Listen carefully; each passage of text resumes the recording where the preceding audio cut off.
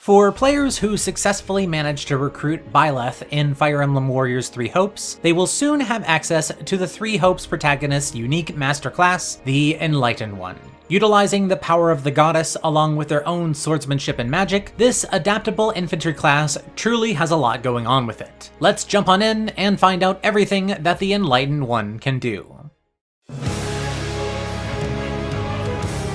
The Enlightened One's regular attack string consists of 7 attacks. You will sweep left, swipe up from the other side, spin and slash back down, flip and swipe downwards again, double cut to your front, and finish with a spinning slash to the right. Let's jump over to the strong attacks where things get a bit more complex. Your first strong attack is linked to your class action gauge, which only fills up quite slowly over time. When utilized, Byleth will light their sword up with elemental damage, which will cause your class gauge to slowly drain, and your elemental damage runs out when your gauge is empty. Utilizing this move at the end of your other strong attacks will give you different elements that are tied to what element that attack uses. When you use it just on its own like this, the default element is fire. I'll make a note of which element that you get for each strong attack, although you'll quickly see that there's a little pattern here. Your second strong attack will have you strike the ground with light magic, sending your enemies into the air. This will allow you to then juggle them with your other attacks. As you might expect, using your class action here will let you light up your weapon with light damage. Light magic lets you heal up slightly by hitting enemies. For your third strong attack, Byleth will spin and fire off a blast of lightning damage from their hand. Of course, you can use the class action after this to light up your weapon with lightning, which is the element that causes your enemies to gain the shock status effect and explode when you send them flying, which can further spread this effect. Next up, your fourth strong attack has you spin with fire around you before blasting the area.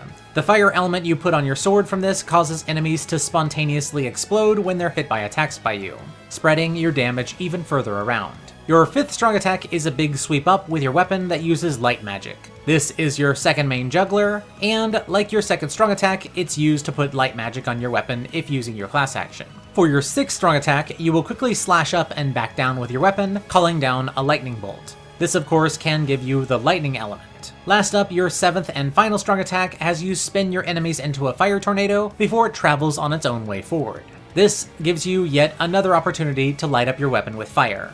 Byleth's Enlightened One class gives you access to multiple elements to amplify your damage, similarly to the Mortal Savant and Dark Bishop classes, but I find the 3 elements that it has access to a bit of a limited choice. They're all fine, I suppose, but honestly, the 2 elements that are missing, the Ice and Dark elements, would have definitely been far better. Freeze and Spellbound can just win you fights faster than any of these. I guess I understand that Dark doesn't really fit in with the class, but I sort of feel like there should have been something to represent Ice here. All in all, I guess I have to say that Byleth's collection of attacks is solid, although considering how quick you can end fights in this game later on, this class gauge fills up a little bit too slowly for my liking. With all of your attacks now covered, next we'll take a look at their class abilities and then put everything together at the end.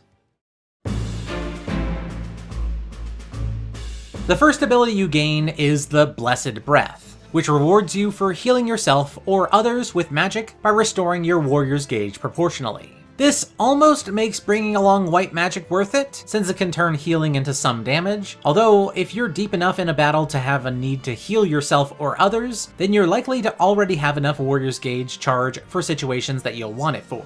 I still don't think that this is worth giving up one of your combat art slots for. Next up, you gain terrain resistance, which prevents all damage from terrain. Sorry to say, but this is another skill that isn't particularly helpful. Terrain damage is sparse, and honestly, it's barely even worth worrying about. Last up, you gain Axebuster level 5, which is a slightly better version of the Axebuster skill that generic sword classes all gain. At the end of the day, when we put everything that the Enlightened One can do all together, we end up with something that is just okay. The moveset is pretty good, and it's nice to have the ability to use magic, but it's hard to find a justification for using it over other sword classes such as the Trickster or Mortal Savant, which can do so much more damage, have better class abilities, and can still cast magic on top of it. Probably you'll only want to be in this class with its silly outfit until you gain all your class mastery abilities, and then go in a different direction for Byleth. Or not, you go wherever the goddess wills you.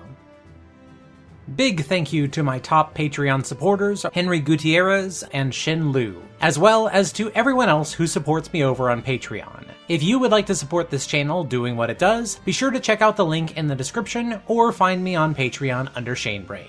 Thanks everyone.